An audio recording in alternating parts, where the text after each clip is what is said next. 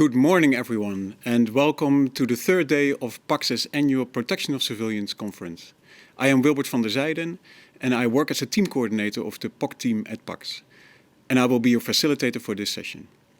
We are incredibly glad that you can join us for this unique online event. We are joined by protection experts from dozens of countries, representing armed forces and defense ministries, academic institutions and think tanks, training centers, community-based organizations, and UN and NATO missions, diplomatic services, to name a few. Looking at the registrations for today, there's truly a wealth of expertise in the virtual room today, and we hope to benefit from the collective experience that at this event by together sharing knowledge, lessons learned, and ideas for how to advance protection of civilians. The purpose of today's program is to explore the concept of civilian harm, and more specifically, to explore the concept of reverberating effects, longer-term and reverberating effects. Before we dive into the content of today, there's a couple of household messages and things to explain about the platform that we use and how we use it.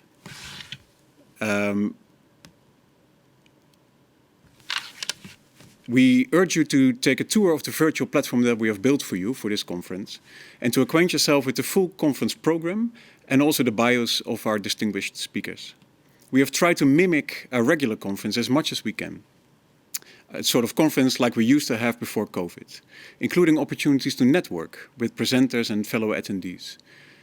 We have built two ways to facilitate this via the conference platform. First, you can visit the Meet and Greet tab to see a list of all registered attendees. From there, you can search for individuals, see who is currently online, send direct chat messages, and even schedule video meetings from within the platform at any point during this event. The platform also hosts networking islands, but I'll talk a little bit more about that later. The last major section to point out to you is the resource library, where we have already put a lot of resources that are relevant for the topics of today, but also the past 2 days. There's a couple of additional things I would like to bring to your attention. First, if you encounter any problem during the day, there's a help desk that you can call for support. We also would like to encourage you to post about the event on social media or any other outlet that you may choose. On the screen, on the slide, you can see the hashtags that we would like you to use, and we would like to ask you to reference the speakers and their organizations accordingly. Remember that all sessions are being recorded and will be posted online after the event. 2020 was a very strange year for all of us, for us as much as for you. It was often very difficult to do research. It was very difficult to reach out to our partners in the field. It was also very difficult to engage with new or existing stakeholders in the areas where we work, but also on the topics that we work. And this goes for the locations that we work, like Iraq and South Sudan in most of our projects, but also internationally. But one of the topics that we feel we have been able to make great strides in 2020 is the topic of civilian harm. And throughout 2020, we produced a number of outputs that have helped us define what we mean with civilian harm mitigation, civilian harm tracking. And we did so on the basis of desktop literature studies, but also in conversations and collaborations with many of the peer organizations that we already knew or have encountered in 2020. We produced in 2020 a literature review on literature on civilian harm, and this literature review you can find on our website. And we also published a position paper, and we even pushed our own working definition of the concept of civilian harm. We engaged throughout the year in what we now call the roadmap process, in which a consortium of NGOs, including Air Wars, Amnesty International, Civic, Open State Foundation, the Utrecht University and PAX, negotiated with the Dutch MOD a series of sessions on specific elements of civilian harm tracking, civilian harm mitigation, and responding to civilian harm. This is a process that is long from over. In fact, we have only just started with the starting session of a series of 6 sessions on these topics. And most of the specialist sessions, as we call them, will be organized in Q1 of 2021. And I believe that many of the stakeholders in this roadmap process will be present or joining us during the day. In 2020, we also organized a collaborative process to study and understand the ways in which many different manifestations of civilian harm interrelate. How one cause of civilian harm may lead to very many different effects on civilians, or, for example, how different origins of civilian harm may contribute together to aggravate civilian harm for civilians. This multidisciplinary approach to modeling civilian harm is called the Frontlines Lab, and it's a collaboration with Arizona State University, New America, Drexel University, and PAX. And its first outputs will be discussed this afternoon. And then there was the book, from which you already see the slide on your screen. Throughout the year, we have been working on a book on civilian harm. And this is really where our professional interest started to slide over the border into somewhat of an obsession. For those of you who have ever been working on a book of 350 pages long, with more than 50 people contributing, either to chapters, feedback, or advice, for which we thank them, you will know what I mean. Let me say a couple of things about the book. It is not done yet, but we expect it will be finalized in the coming month and then ready for publication in early 2021. In the book, we revisit 13 different events in which civilians were harmed in recent conflicts. The cases are very diverse, on purpose, as the whole point of this book is to show and discuss how complex and diverse the ways in which civilians get harmed are. How all actors in conflict can end up harming civilians, and how these pathways of harm play out over time. For all the cases we look at, the three key elements of all civilian harm events are discussed. Those who do harm, those who are harmed, and the methods by which civilians are harmed. The cases are diverse in many different ways. They are diverse in the sense of their location. We have cases ranging from Myanmar to Colombia, and from Afghanistan to South Sudan, and with quite a lot of cases, of course, in the Middle East, in the middle, you could say. We analyze direct civilian harm, as well as indirect, second and third order effects, but also the reverberating effects from violence used by a wide range of actors, including national armed forces, irregular and paramilitary forces, the International Coalition Against IS, and others. The cases are also diverse in the type of harm that they deal with. We look at examples of aerial bombardment, suicide attacks, the targeting of critical infrastructure, the use of hunger as weapon, siege warfare, sexual and gender-based violence, and unexploded ordnances, to name a few. The three elements that I mentioned before, those who do harm, the methods by which civilians are harmed, and the civilians themselves who are harmed, are also discussed in a slightly more abstract way in 3 chapters. From all this work that we did on civilian harm in 2020, there are a couple of lessons that we learned, and one conclusion we draw in particular. And this is the conclusion that there's still a lot to learn and still a lot to gain from further studying the interrelation between the actions and tactics used during combat engagement and the longer-term and reverberating effects of those actions on civilians and their societies. We recognize that still, too often, the analysis of civilian harm stops at the direct physical effects. We count the dead. We may also count the number of injuries. And we may even report on the percentages of buildings damaged in any conflict location. But all too often, we still fail to look beyond that. We fail to look at how the harm done to civilians develops over time and may continue to affect civilians either because of the damages inflicted remain unresolved or because over time the original manifestations of civilian harm in itself become cause for further harm. A lot of great work is already being done on this topic currently. Many of us participated early this year in a series of workshops organized by the Stanford University and Interaction, for example. Today, we want to continue these efforts and pull together all the different strands of knowledge and expertise out there to build a shared understanding of civilian harm and longer-term and reverberating effects. The program for today is a little bit like this. We've broken up the program in 3 different parts, basically. In the morning, we'll look at a number of high-profile cases of communities that have experienced enormous amounts of violence in the past years. And in those cases, we will focus specifically on the question, what harm is still being felt by civilians and their societies in those locations? We will start with a presentation from Omar Mohammed from Mosul I. He's the founder of Mosul I. We'll be asking the question to Omar, how is life now in Mosul, 4 years after the retaking of the city? What are the effects that civilians in Mosul still feel of what happened 4 years ago? After that, in the same session, we will hear from Roos Boer, our colleague at PAX, who has been studying the effects of the use of explosive weapons in Raqqa, Mosul again, but also in Hawija. And she's done this research together with Air Wars, and she will speak about the longer-term effects specifically of the use of explosive weapons. In the second part of our program this afternoon, at the start of the afternoon, we will look at the topic from a slightly more academic perspective.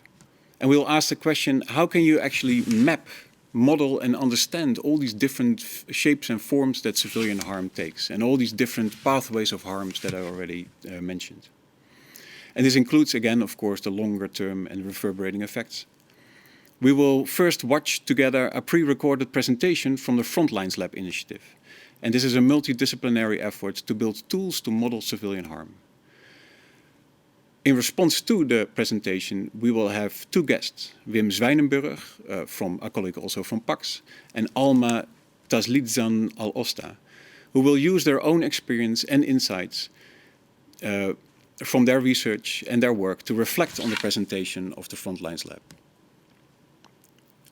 Finally, starting at 4 p.m. local time, we will shift our discussion towards another question, and that's the question, what is actually the military role and responsibility in understanding, mitigating and responding to longer-term and reverberating effects? Should military pay more attention to longer-term and reverberating effects in their operational planning, for example? Or is there a limit to what military can be expected to take on board in their analysis? We will start that part of the program with Beatrice Godefroy of Civic and Colonel Petter Lindqvist of Nodefik, who will share their thoughts on these questions first, after which we will have 1 hour of interactive discussion, to which you are, of course, cordially invited. I imagine you are not here only to listen, though. And throughout the day, there will be several ways by which you can actively participate in this conference, starting with participation in the polls during sessions. And we want to stress that it is important that you do. The polls really help us as moderators to know where to steer the conference during a session. Most of these sessions, of course, we have quite a good idea of where we want to go, but often we also have kept it open so that your participation can actually shape the direction of the conversation. To get you over this initial hesitation that you may have of filling in polls during online conferences, I know I would have, we will do one right now. If I'm not mistaken, you can now see on your screen a very simple question. What is your background? The sort of question we regularly ask, of course, at the beginning of a conference. I've also been told that for some people who watch this in full screen, you may have to click, I think, on the right bottom corner of your screen, where you see the different little windows. So you can also see this window and then let that pop up on your screen. I have to put off my reading glasses for this. But it looks to me that we have a pretty decent balance here between military, NGO, civil society and academia,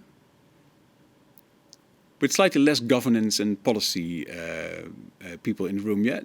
But I happen to know that some of them may still be joining us later today, especially in the afternoon sessions. A second way to be active is, of course, through the participation in the Q&A sessions, and particularly also in the open discussion that we have at the end of the day, the 1 hour discussion I just meant. This is really the session where you can feed the debate with a lot of your concerns, but also a lot of the points you maybe want to raise about reverberating effects. And keep in mind that this is also the session where all participants will be able to learn from each other mostly through these conversations, including, I'm glad to say that we have a pretty decent representation from the Netherlands, but also I think the German Ministries of Defense and Armed Forces. Finally, third way to engage today, and I want to really stress this one, and I already mentioned a little bit before, is Network Island that we have built. And I want to really urge you to go and check this island out, especially during the long lunch break that we have in the program. You have probably noticed that we have a 3-hour break in the program, which may have surprised you a little bit. There's actually 2 reasons for this long break. One has to do with the time difference with our friends in the Americas. We really want them to join the afternoon sessions, which means that we had to push them all a little bit back to the back in our time zone. But the other reason is really that we, as I said, will have tried to mimic a regular conference as if there is no COVID in 2020. And of course, a very important part of conferencing is networking. To enable that, we have built this network island. It's a very functional, but also I think a very fun way of getting to meet each other and engage with each other. I have understood, and if I can get one slide back, that it can be difficult for people to find. There's actually a couple of different ways of finding it, but the one we show you here is that you just go to the homepage, and if you scroll down, you will find Network Islands quite easily. And if you click on the button, there will be a couple of more buttons where you have to give permission, and you have to select your microphone and camera and stuff like that. And then you will be dropped into this weird little virtual environment that we have created, where you can actually just walk around, meet each other, and you will meet each other as if you're like a little robot, but with a camera on for your head, so you can actually see and meet the people really that you are meeting. You can enter into buildings, you can sit together at tables, you can take a walk together. We had a tropical island yesterday, but today it looks more like a winter scene, I imagine. But really, I encourage you to explore this network island, especially in the 3 hours that we have in the program.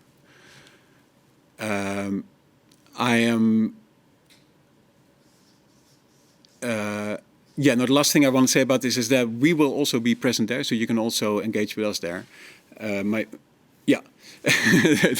There's one other mention that my colleagues are trying to show me, is that this works best when you're using Google Chrome. Let me end by, again, thanking all the people who are participating today, and especially the people who will be speaking and presenting today. I think in itself already, it is a show of how committed people are to this topic, that we have such a wide diversity of speakers and presenters today. We have citizen activists participating as speakers, open source researchers, campaigners, representatives of universities, think tanks, people from ministries and the armed forces. And as PAX has been one of the early proponents of what we call the comprehensive approach, we are very glad to see that this is also happening in our programming. We truly believe that if we keep to our own stovepipes, so military talk to military, civilians talk to civilians, and diplomats talk to diplomats, we will never be able to overcome the challenges that we face in terms of security for people. And only by mixing and talking to each other, we believe we can overcome some of these challenges. With that, the only thing for me left is to introduce my colleague Erin, who will present the next session. Erin is the project officer of what we call the Protection in Practice project, and we're extremely glad to say that Erin is here, to be able to say that, especially because Erin has been in quarantine for the past couple of days. And I think you can all relate to that. Many of us have had that. And Erin will be facilitating the next session, in which we will talk about the longer term and reverberating effects together with Omar Mohammed and Roos Boer. Thank you.